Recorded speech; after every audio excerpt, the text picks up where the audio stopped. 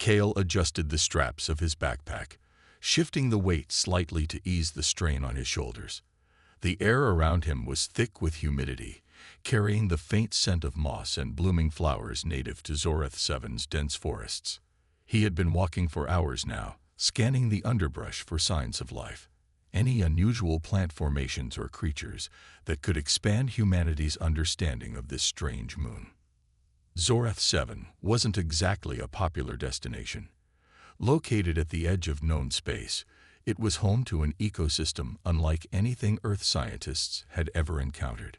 Most people who came here were miners or researchers like Kale, drawn not by beauty, but by necessity. For Kale, however, there was something soothing about being surrounded by nature so alien yet undeniably alive. It reminded him why he became a xenobiologist in the first place, to explore the unknown and uncover its secrets. As he pushed deeper into the forest, sunlight filtered through gaps in the towering canopy above, casting dappled patterns onto the ground. Birds, or at least their Zorathian equivalents, chirped melodiously from hidden perches, while insects buzzed lazily past. Everything seemed peaceful, almost too perfect. But Kale knew better than to let his guard down completely. This world might look serene, but appearances could be deceiving. It happened suddenly. A sharp rustling sound broke the tranquility, followed by what sounded like a low groan. Kale froze, his hand instinctively reaching for the small utility knife clipped to his belt. Slowly, he turned toward the source of the noise, his heart pounding as adrenaline coursed through his veins. Was it one of those predatory beasts rumored to roam these woods? Or perhaps just another harmless creature startled by his presence? Pushing aside some thick vines, Kale stepped cautiously forward until he reached a small clearing. What he saw made his breath catch in his throat. Lying on the forest floor, partially obscured by fallen leaves and branches, was an unmistakable figure, an alien. Its skin shimmered faintly with an ethereal glow, pulsating softly in shades of blue and silver. Even injured, the being radiated grace and otherworldliness. Kale recognized her immediately. There was no mistaking those delicate facial features or the intricate patterns etched across her skin. She was Valeth, one of the most advanced species humanity had ever encountered. And not just any Valeth.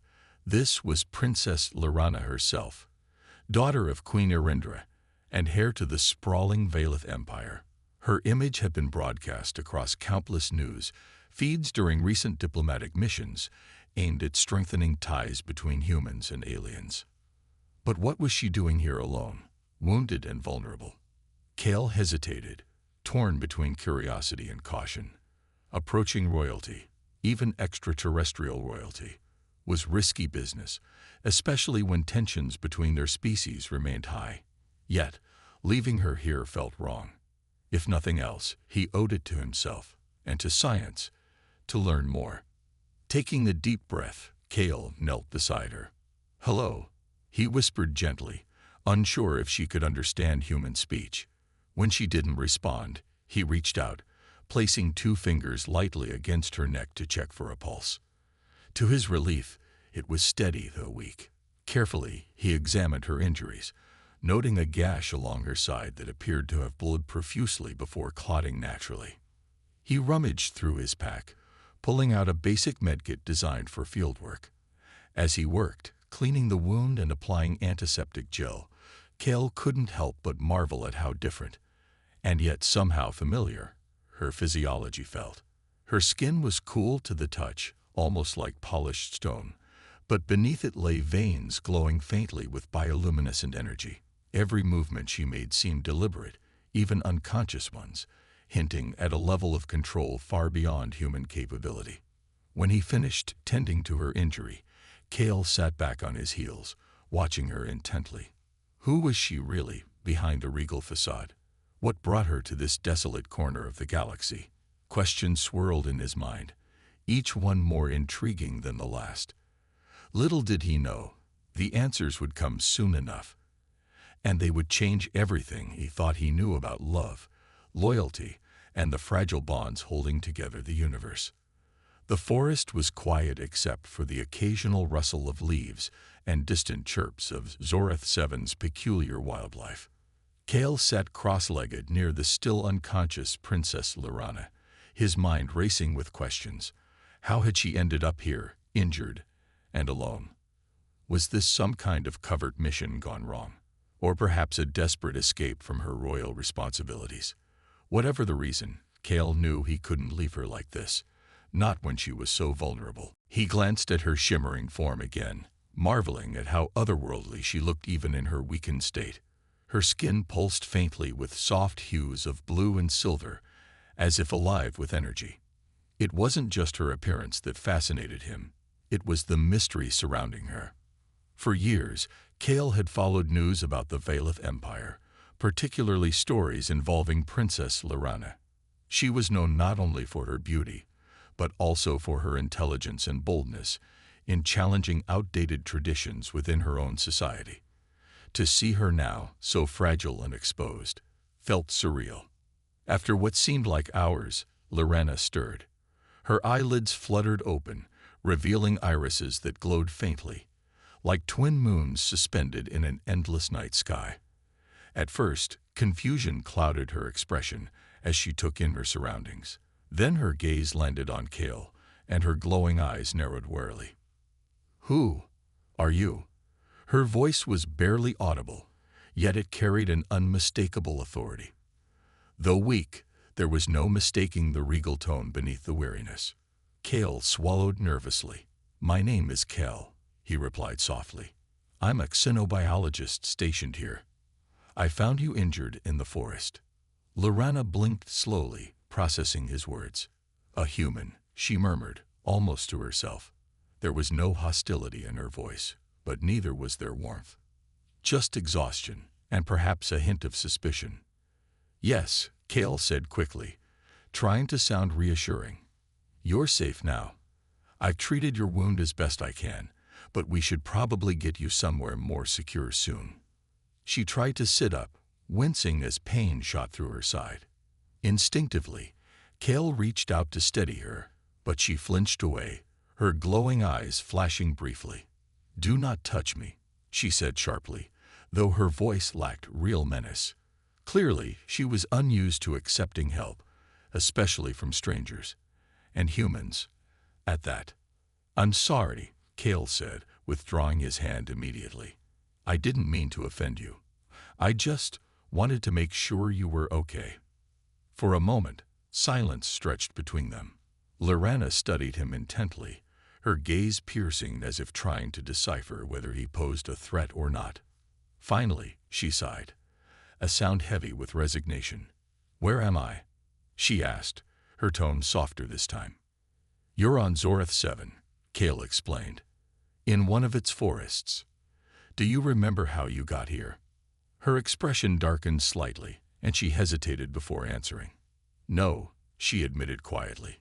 "My guards, they were supposed to escort me back after a meeting. Something went wrong. I don't know what happened after that." Kale nodded sympathetically. He could tell she wasn't telling him everything, but he didn't press her. Instead, he focused on keeping the conversation light. "Well, wherever they are, I think it's best if we stay hidden until we figure things out. This area isn't exactly safe." Lorana raised an eyebrow skeptically. "And you expect me to trust you?"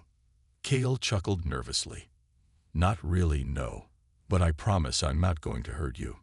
Besides, if I wanted to harm you, I'd have done it already while you were unconscious." To his surprise, a faint smile tugged at the corners of her lips. "Fair point," she conceded. "Still, humans aren't exactly known for their trustworthiness." Her comment stung, but Kale understood why she might feel that way. The history between humans and Valeths had been fraught with tension ever since first contact decades ago. Misunderstandings, territorial disputes, and cultural clashes had created a fragile alliance at best. Yet, despite all that, Kale refused to let bitterness define their interaction. "Well," he said lightly, "maybe today will be different. Why don't we start over? You're Princess Lorana, right? Heir to the Valeth throne." Her smile faded, replaced by a guarded look. "Yes," she confirmed stiffly, "but that doesn't matter right now. Not here." Kale nodded, sensing the weight behind her words. Being royalty must come with immense pressure, even more so when stranded miles away from home. Determined to ease the tension, he changed the subject. "Do you need water? Food? I have some supplies in my pack." This time, Lorana didn't argue. Water would be acceptable, she said cautiously. As Kel handed her a canteen, their fingers brushed briefly. For a split second, he felt a strange sensation, a fleeting connection, almost electric.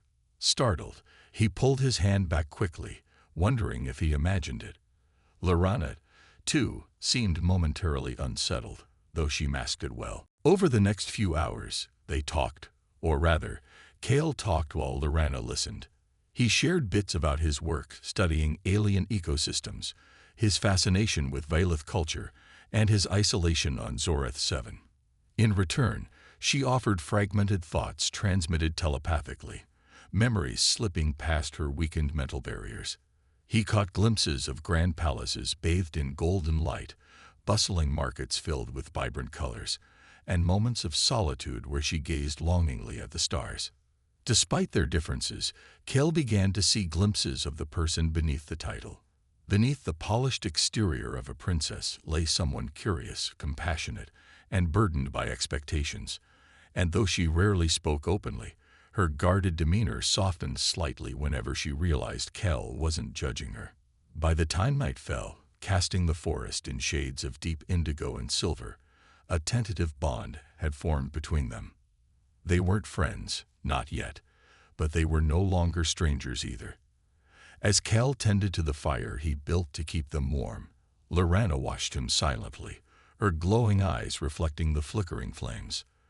The forest was alive with the sounds of the night, crickets chirping in rhythmic harmony, the occasional rustle of leaves stirred by a gentle breeze, and the distant call of nocturnal creatures echoing through the trees.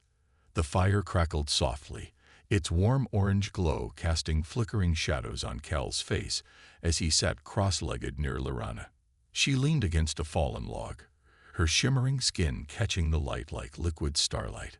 Though her wound had been treated and she seemed to be recovering, there was still an air of fragility around her, a stark contrast to the regal confidence she exuded even in silence. Kale glanced at her occasionally, each time feeling a mix of awe and nervousness. He'd spent years studying alien cultures, devouring every piece of information he could find about the Vailiths, but nothing could have prepared him for this moment, for sitting mere feet away from someone he'd admired from afar for so long. His heart raced whenever their eyes met, though he tried his best to appear calm. "You seem uneasy," Lorana said suddenly, breaking the quiet that had settled between them. Her voice was soft, but carried a hint of curiosity. Kale blinked, startled. "Do I?" he asked, forcing a small laugh. "I guess I'm just not used to having royalty around." She tilted her head slightly, her glowing eyes narrowing as if trying to read him. "You don't strike me as someone who gets easily intimidated." "It's not intimidation," Kale admitted after a pause. "It's more admiration, I suppose." Lorana raised an eyebrow, clearly intrigued. "Admiration? From a human?" Kale nodded, hesitating before continuing. "Yes, I've always found your species fascinating. The way you communicate telepathically, your bioluminescent abilities, your culture, everything. And you, specifically." He trailed off, realizing how bold his words sounded. "Me?" Lorana asked, her tone neutral but her expression betraying a flicker of surprise. "Well, yes," Kale replied, his voice quieter now. "You're known for being brave, for challenging traditions within your empire. That takes courage. I've read stories about you standing up to your council, advocating for peace treaties with other species, even humans." Lorana let out a soft sigh, looking away briefly. "Those stories make me sound far braver than I am," she murmured. "Courage is easy when you have no choice. Sometimes, It feels like I'm trapped in a role I never asked for. Kale frowned, sensing the weight behind her words. Being royalty must be hard, he offered gently. I can't imagine carrying that kind of responsibility. It's not just responsibility, Lorena said, her voice tinged with something akin to sadness. It's isolation. People see me as a symbol, not a person. They expect perfection, obedience, strength, but they forget that I'm still me. Her vulnerability caught Cal off guard. In all his years of studying alien psychology, he'd never encountered such raw honesty from someone of her status. It made her feel more real, more relatable, and somehow even more extraordinary. I understand, he said softly, or at least I think I do. Being isolated isn't easy, whether it's because of who you are or where you are. Lorena turned to look at him, her glowing eyes searching his face. For a moment, neither of them spoke.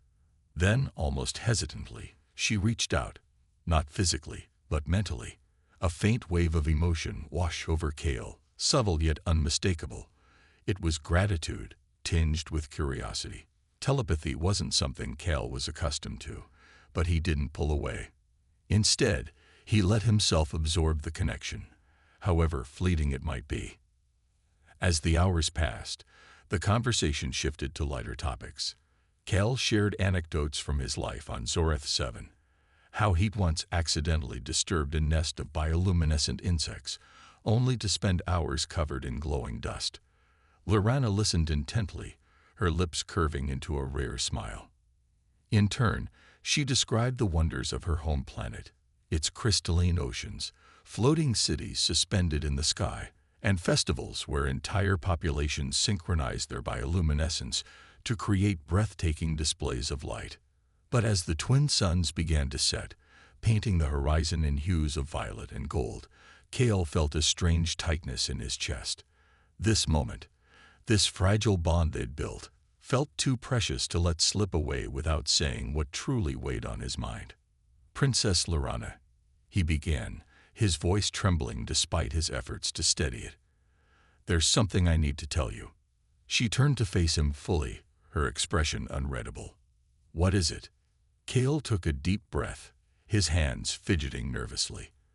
I know this might sound strange, maybe even inappropriate given the circumstances, but I've loved you for years. The words hung in the air, heavy and unexpected. Lorena stared at him, her glowing eyes wide with shock. For a moment, she didn't respond, as if processing what he'd just said. You? What? She finally managed, her voice barely above a whisper. I've loved you, Cal repeated, his cheeks flushing with embarrassment. Not in a superficial way, like some distant admirer obsessed with fame or power. It's deeper than that. I've followed your work, your speeches, your efforts to bridge divides between species. You inspire people. You inspire me. And even though I knew we'd probably never meet, I couldn't help but feel drawn to you. Lorena opened her mouth to speak, then closed it again, seemingly at a loss for words. Her bioluminescent patterns flickered erratically, betraying her inner turmoil. Finally, she shook her head slightly, her voice laced with disbelief.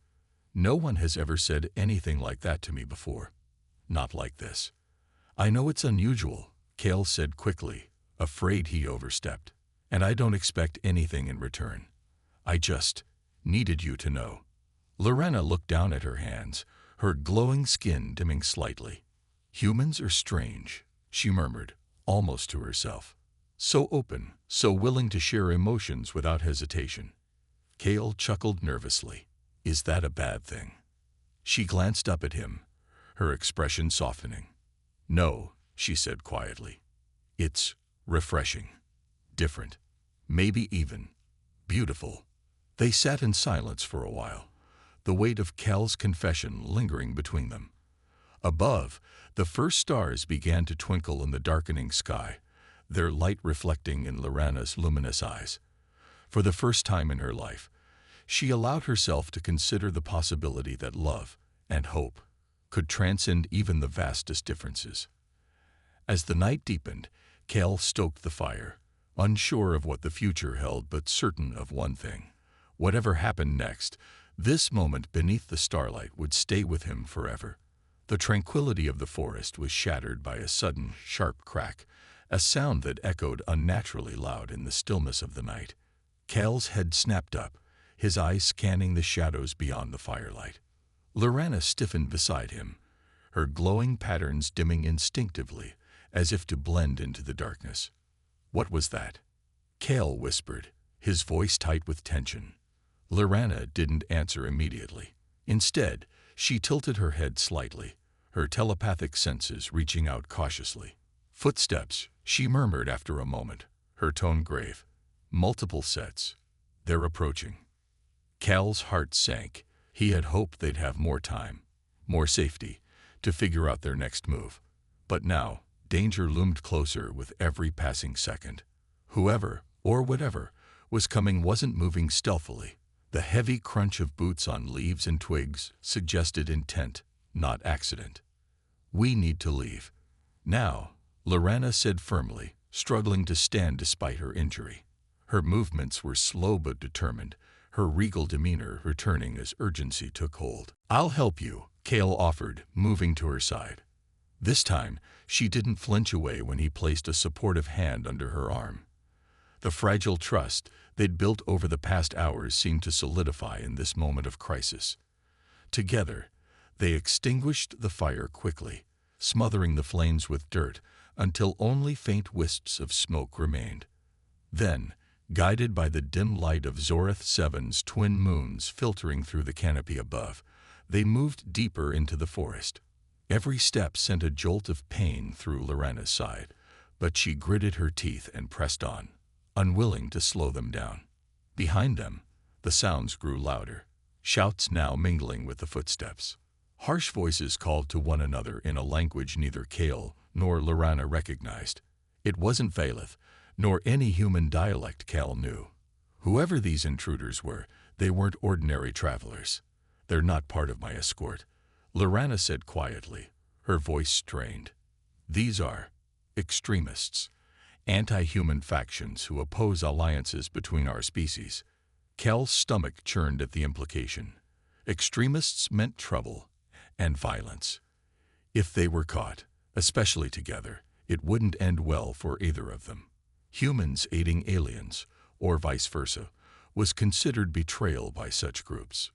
"We can't let them find us," Cal said firmly, his mind racing. "Do you know this area? Anywhere we can hide?"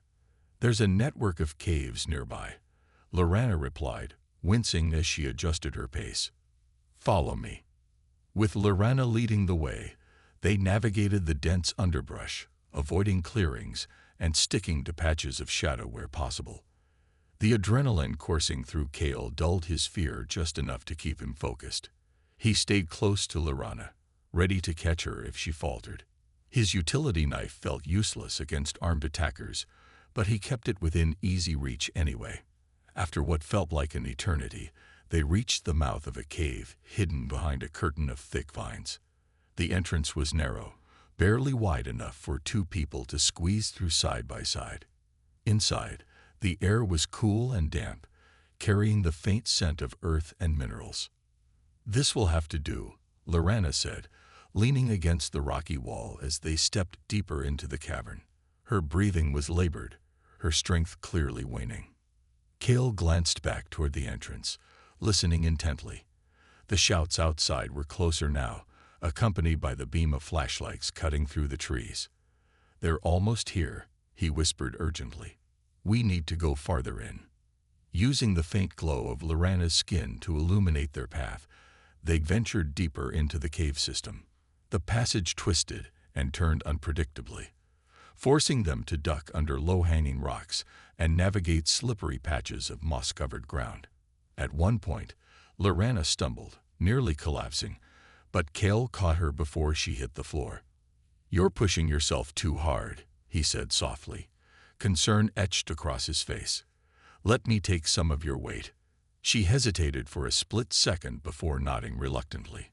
Wrapping an arm around her waist, Cal helped her continue forward, his own muscles burning from the effort.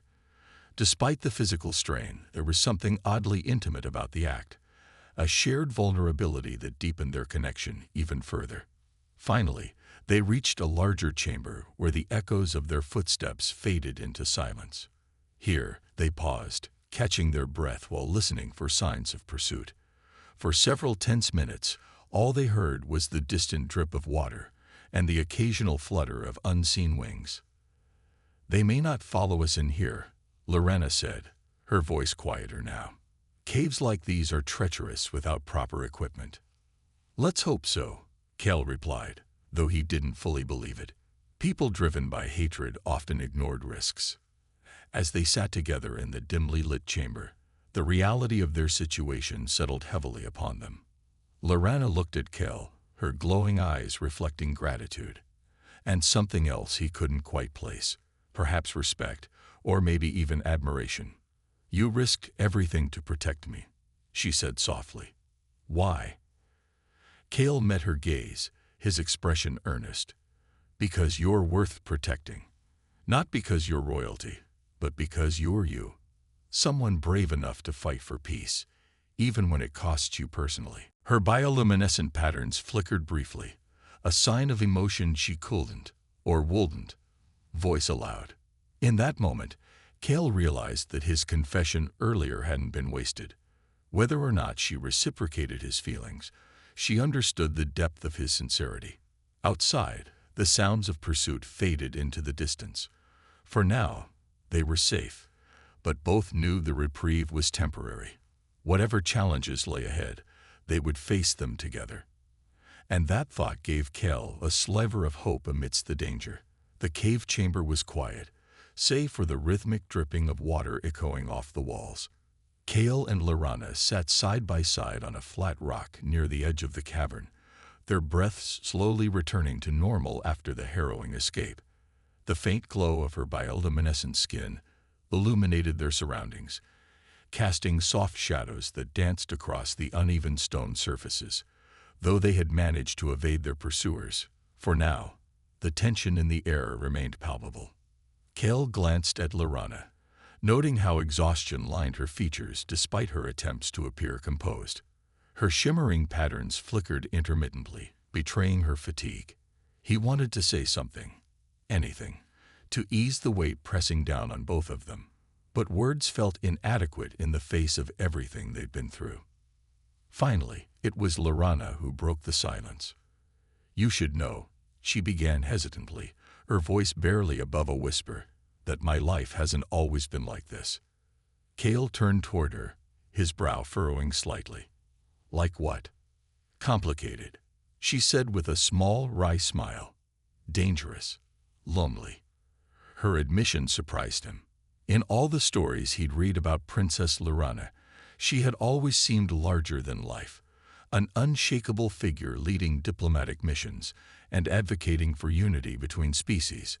But here, in this darkened cave far from her empire, she looked human, vulnerable, real. "I grew up surrounded by people," she continued, staring into the distance as if recalling memories long buried. "Advisors, guards, diplomats, all watching my every move, waiting for me to slip up. My mother, Queen Narendra, was different. She believed in peace, in understanding others. She taught me that leadership isn't about power, it's about connection. But after she died," her voice trailed off, tinged with sorrow. Kel listened intently, sensing the pain beneath her words. "What happened after she passed?" he asked gently. "The council took over," Lorena replied, her tone sharpening with bitterness. "They dismissed her vision of cooperation, focusing instead on strengthening our borders and asserting dominance. I was young, too young to challenge them. By the time I came of age, the damage was done. Our alliances were strained, distrust ran deep, and I found myself trapped in a role I didn't choose." She paused, her glowing eyes meeting his. "Do you understand? Being royalty isn't just about privilege, it's about sacrifice. Every decision I make is scrutinized, every action weighed against centuries of tradition. There's no room for mistakes or love." The last word hung in the air, heavy, and unexpected. Cal's heart skipped a beat. Had she truly considered his earlier confession, or was she simply reflecting on her own isolation? "I've tried to honor her legacy," Lorana went on, her voice softer now, "to rebuild bridges where I can. But it's hard when everyone expects perfection, when they see me as a symbol rather than a person." Cal nodded thoughtfully, processing her words. "It must feel suffocating," he said finally, "having so much responsibility thrust upon you, knowing one wrong step could undo everything." "It does," she admitted, her gaze dropping to her hands. "But tonight, for the first time in years, I feel free. Not completely, of course. But being here, away from the palace, away from expectations, it reminds me of who I used to be before duty consumed me." There was a vulnerability in her voice that struck Cal deeply. For all her strength and resilience, she carried burdens heavier than most could imagine. And yet, despite everything, she hadn't given up hope. That alone made her extraordinary. "What about you?" Lorana asked suddenly, surprising him. "What drives someone like you to dedicate their life to studying alien cultures?" Cal hesitated, taken aback by the question. No one had ever asked him that before, at least, not in a way that made him feel truly seen. "I guess it started with curiosity," he said slowly. "As a kid, I was fascinated by the idea of other worlds, other ways of living. When humanity first made contact with alien civilizations, I remember feeling awe and fear. Awe because we weren't alone anymore, and fear because we might not be ready to coexist peacefully." He paused, gathering his thoughts. "Later, when I became a xenobiologist, I realized there was more to it than just science. Understanding each other, our differences, our similarities, is the only way we'll survive together." Maybe that sounds naive, but I believe it. Lorana studied him carefully, her glowing patterns steadying as if responding to his sincerity. "It doesn't sound naive," she said quietly. "It sounds hopeful, and maybe necessary." For a moment, neither of them spoke. The weight of their shared experiences settled between them, binding them in a way neither had anticipated. Despite the danger lurking outside the cave, despite the vast differences between their worlds, they had found common ground in their desire for connection and understanding. As the hours passed, Lorana began to share fragments of her childhood, memories of playing hide-and-seek in the crystalline gardens of her home planet, sneaking out to watch the floating cities light up during festivals, and dreaming of exploring the stars beyond her empire's borders. Cal listened intently, marveling at how relatable her stories felt. Beneath the shimmering skin and telepathic abilities, she was still someone yearning for freedom, for meaning, for love. When she finally fell silent, leaning back against the cool stone wall, Cal couldn't help but smile. "Thank you," he said softly. "For what?" she asked, tilting her head curiously. "For trusting me enough to share your story. For letting me see the person behind the title." Lorana's lips curved into a faint smile, her glowing eyes softening. Maybe trust isn't such a bad thing after all. In that moment, surrounded by darkness and uncertainty, Cal felt a spark of hope ignite within him. Whatever challenges lay ahead, he knew one thing for certain: he wasn't alone anymore. And perhaps neither was she. The faint glow of dawn began to seep through the narrow entrance of the cave, casting a pale light over the chamber where Cal and Lorana had spent the night. The air was cool and damp, carrying with it the earthy scent of stone and moss. Both of them were exhausted, physically, emotionally, but neither dared to let their guard down completely. Though the immediate danger seemed to have passed, they knew the extremists wouldn't give up easily. Cal sat cross-legged on the rocky floor, his utility knife resting in his lap as he kept an ear out for any sounds from outside. Beside him, Lorana leaned against the wall, her shimmering patterns dimmed to conserve energy. She looked weary but resolute, her glowing eyes fixed on the entrance, as if willing it to remain undisturbed. "We can't stay here forever," she said finally, breaking the silence that had settled between them. Her voice was calm, though tinged with urgency. "I know," Kale replied, turning to face her. "But we need a plan. If we leave too soon, we risk running straight into those extremists again." Lorena nodded thoughtfully. "And if we wait too long, they'll find us anyway, or reinforcements will arrive. Either way, we're running out of time." For a moment, neither spoke. The weight of their situation pressed heavily upon them. They were two individuals from vastly different worlds, bound together by circumstance and trust forged in the crucible of danger. But now, faced with the reality of what lay ahead, they had to confront not just external threats, but internal doubts as well. "What do you want to do?" Kale asked softly, his gaze steady. "If it were up to you, no expectations, no obligations, what would you choose?"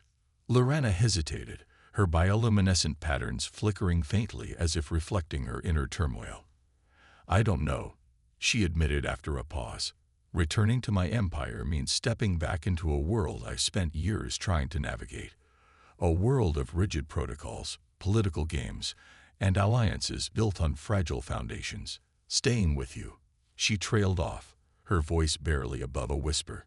"Staying with you means abandoning everything I've worked for, everything I am." Cal's heart clenched at her words. He hadn't expected her to consider staying. Not seriously, at least. Yet hearing her acknowledge the possibility filled him with both hope and guilt. Hope because it meant she valued their connection enough to entertain the idea. Guilt because he didn't want her to sacrifice her identity or responsibilities for him. "You don't have to decide right now," he said gently, reaching out to place a tentative hand on hers. This time, she didn't pull away. "But whatever you choose, I'll support you. Whether that means helping you get back safely or finding another way forward, I'm here." Her glowing eyes met his, searching for any hint of insincerity. Finding none, she gave a small nod. "Thank you," she murmured. "That means more than I can say." They fell silent again, each lost in their thoughts. Kel couldn't help but replay her words in his mind. Could they really find a middle ground? A path that allowed her to honor her duties while embracing the freedom she so clearly craved. And even if such a path existed, would it be sustainable? After several minutes, Lorena straightened slightly, her expression shifting from introspection to determination. "There is one option," she said slowly, her voice gaining strength with each word. "It's risky, unconventional, and likely unacceptable to my council, but it might work." Kale leaned forward, intrigued. "What is it?" She took a deep breath before continuing. "We use this moment, the chaos caused by the extremists, as leverage. I announce publicly that their actions threaten not only me but also the fragile peace between our species. Then I propose a cultural exchange program, an initiative aimed at fostering mutual understanding between humans and Valiths." Kale blinked, stunned by the audacity of her plan. "You'd risk your position for something like that?" "It's not just about risking my position," Lorena explained. "It's about creating a future where moments like this, where trust and cooperation between species, are possible without fear of retribution. If I step down as heir, once these reforms are secured, I can dedicate my life to bridging divides across the stars, to proving that unity isn't weakness, it's strength." Her words ignited a spark of admiration in Kel. Here was someone willing to challenge centuries of tradition, to put aside personal ambition for the greater good. It was exactly the kind of courage he'd always admired in her. "But what about you?" he asked cautiously. "Would you regret giving up your title, your legacy?" Lorena smiled faintly, her glowing patterns steadying as if buoyed by resolve. "Legacy isn't defined by titles or power," she said. "It's defined by impact, by the lives we touch and the changes we inspire. If I can create a world where love and understanding transcend differences, even briefly, I won't regret it." Kale felt a lump rise in his throat. In that moment, he realized how much he believed in her vision, and how much he wanted to stand beside her as she pursued it. Whatever challenges lay ahead, he knew they could face them together. "Then let's make it happen," he said firmly, offering her a reassuring smile. "We'll figure out the details along the way. For now, we focus on getting you back safely." Lorana nodded, gratitude shining in her glowing eyes. Together, they rose to their feet, ready to step out of the shadows and into the unknown. As they prepared to leave the cave, Cale glanced at her one last time, marveling at how far they'd come since their unlikely meeting. Whatever happened next, he knew one thing for certain. Their journey was only beginning.